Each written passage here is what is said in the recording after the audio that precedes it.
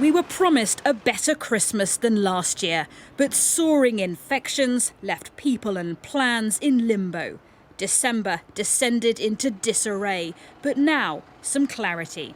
We don't think today that there is enough evidence to justify any tougher measures before Christmas. And we continue to monitor Omicron very closely, and if the situation deteriorates, we will be ready to take action if needed. Christmas is safe, but what happens next feels much less certain. It's been very difficult for all of us.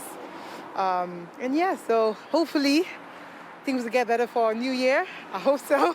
Relieved that there are not further restrictions, concerned that this pandemic is ripping through, hopeful that this pandemic isn't as dangerous as previous versions. Nobody really seems to know. I work for music venues, so we've got obviously a lot of stuff in the new year, on New Year's Eve parties and stuff, so I suppose if restrictions get implemented on like the 28th or something, that's obviously going to be more of a headache for us from a work perspective.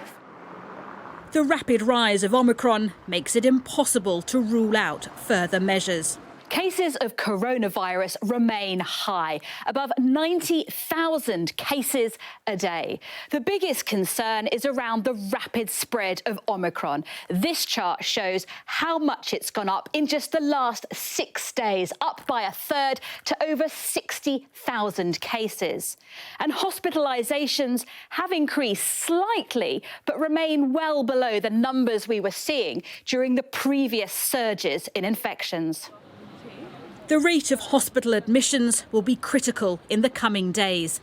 New modelling data is due soon, and this is why many experts say delaying decisions isn't unreasonable.